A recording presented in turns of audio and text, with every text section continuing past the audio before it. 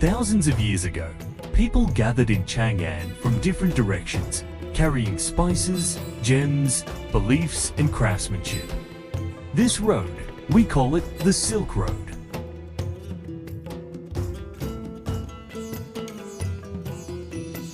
Today, 3 young people from along the Silk Road return to Chang'an with their respective cultural memories. What they pursue is not the end of history, but a dialogue spanning time and space.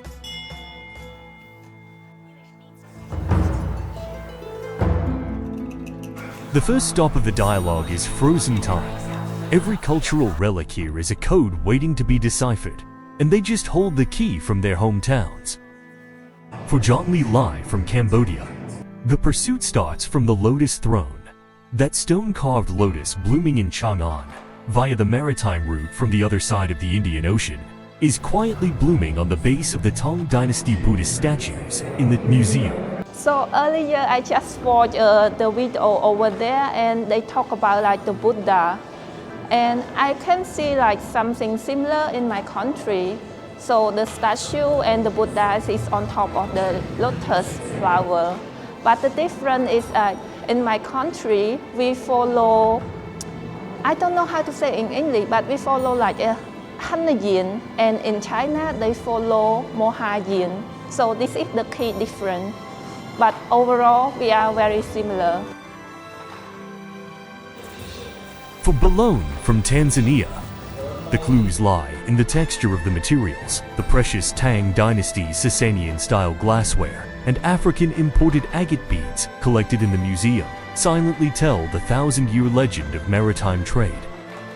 Kwa jina naitwa Suleiman Risasi, na leo nipo hapa Shanxi Archaeological Site Museum, ambapo nimeweza kuona hifadhi za vitu mbalimbali za kale za historia ya China, lakini kilichonivutia zaidi hapa ni huu urembo ambao umenikumbusha kwetu Tanzania, ambao tuna jamii ya Kiafrika wanaitwa Wamasai, ambao wanavaa hizi vyeni vya namna hii, lakini tofauti ya hivi vyeni na vya kwetu nyumbani ni vya kwetu vinatumia material ambao ni madogo sana, lakini ukiangalia hii ni makubwa kidogo. So this hii imenifanya nikumbuke nyumbani kidogo, but yeah, that's it. For Choishui from Russia, the resonance comes from the flow of lines. The animal patterned art popular on the Eurasian steppe has found a distant eastern echo on the animal patterned gold artifacts from the northern dynasties to the Tang dynasty in the museum.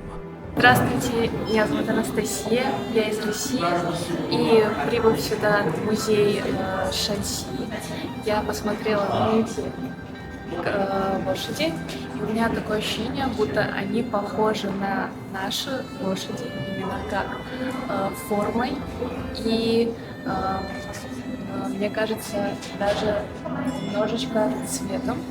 Но есть одна разница в том, что я заметила, это одно. Они слишком большие, мне кажется, лошади, а наши, они более грациозные и худые, мне так кажется.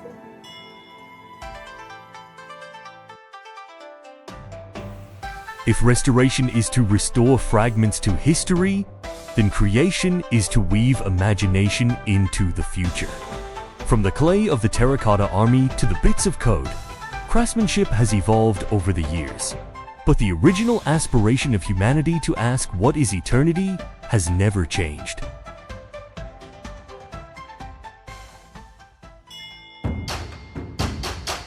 Technology can simulate the outline of history, but cannot replicate the warmth of life. To touch the true heartbeat of the Silk Road, we must eventually return to the bustling streets here.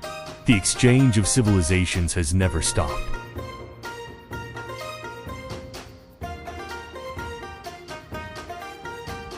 Here, the dialogue becomes straightforward and vivid through the collision of tastes, the perception of touch, the smile in the corners of the eyes and the gestures in the palms. The Silk Road is no longer an abstract term in textbooks. It is the warmth of the soup bowl in the hand, the fragrance of interwoven spices, and the moment when strangers smile at each other and become close friends.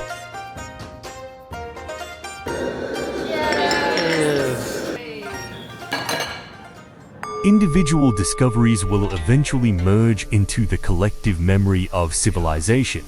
Lotus pattern rubbings, exotic spices, AI-restored Silk Road artifact images, these seemingly scattered objects outline the same truth. Civilizations thrive through flow and are reborn through intersection.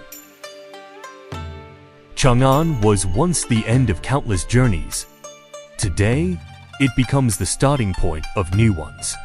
The three young people understand here. The Silk Road has never truly been revived because it has never faded away. It is just put on a brand new coat in the flowing light and shadow of the museum, in the flickering screens of the laboratory, in the laughter of the night market, and also in the hearts of every young person willing to listen, dialogue, and create.